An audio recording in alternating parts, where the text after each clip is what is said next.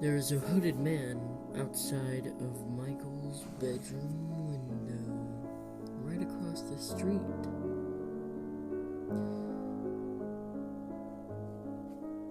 He's just standing there, completely focused on Michael, not moving a muscle. This hooded man, to Michael, started out as a shadow.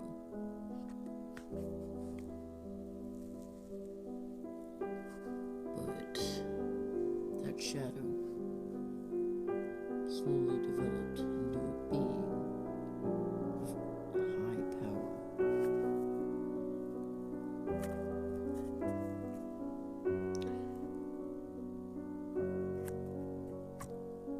This being now stalks Michael everywhere he goes. Michael would see him in school, at Walmart, at restaurants, even in the bathroom.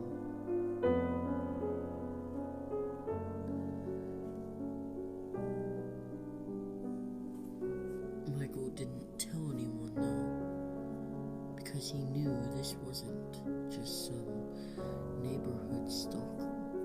This was different. This was paranormal.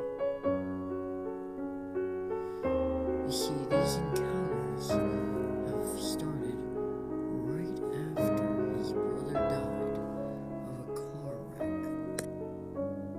Not 1 month before the encounters started.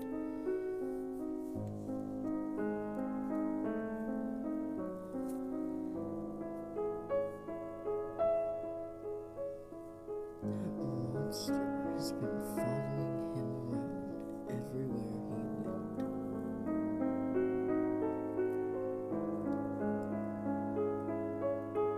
But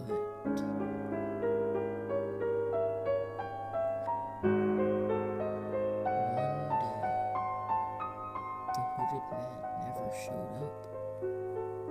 Usually, it would be in the middle of the night or so.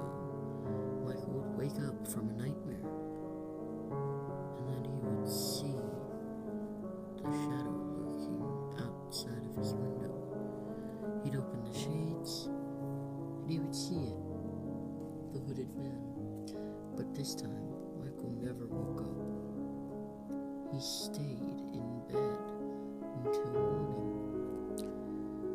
He woke up to find a house completely empty.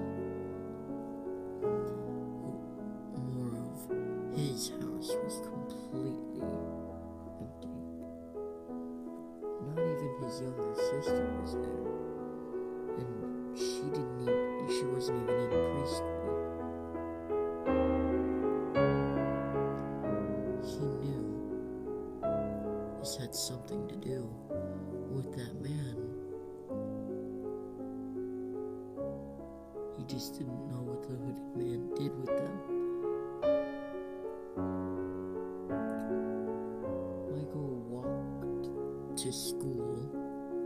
Not a single car drove down the street. Not a single car was parked in any parking lot. Everything was gone.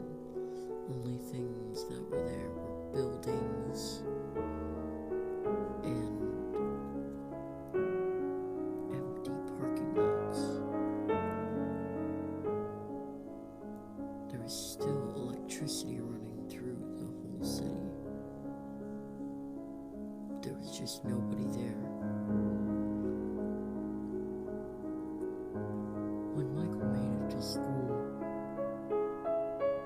he walked down the hallway, looking through every classroom window, only finding dark classrooms. Nobody was at school, but the doors were unlocked.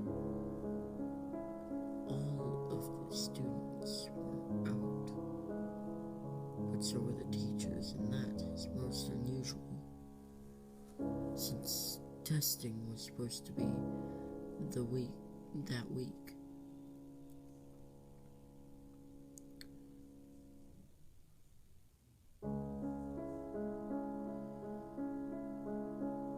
He walked out of school after he explored every single hallway.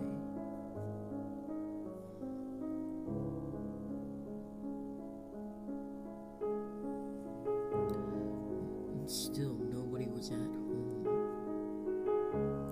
He waited and waited for somebody to come home, but no one did. He was alone. That night, he was sitting in his bedroom, waiting for that hooded man to show up. Finally, the moment came.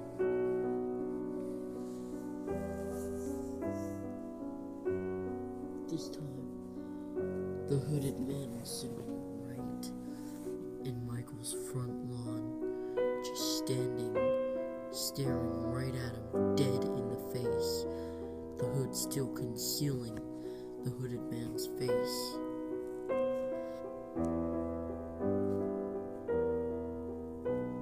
The hooded man was wearing a red hoodie with jeans, but usually Michael would only see, just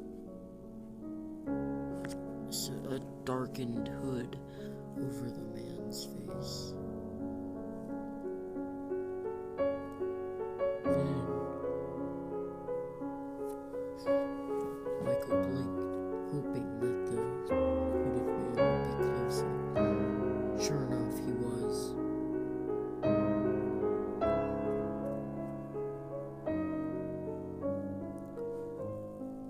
Michael blinked again. The hooded man got closer. He was standing right in front of the bush that was sitting in front of Michael's window. Michael blinked again. No one was there. Michael turned around, expecting to see nothing. But instead, he was face to face with the hooded man. All of a sudden, the lights shut it on. They just almost exploding. And then the hooded man just raised his arm, and Michael was he couldn't talk. He couldn't even move. Then all of a sudden, he's floating right towards the wall. He smashed right into his bedroom wall. His right arm was on his door. His left was on the wall. And then the hooded man grabbed Michael by the neck and yanked off his hood. Michael was face to face with something that terrified him very much. The hooded man was Michael. Michael was just staring in astonishment.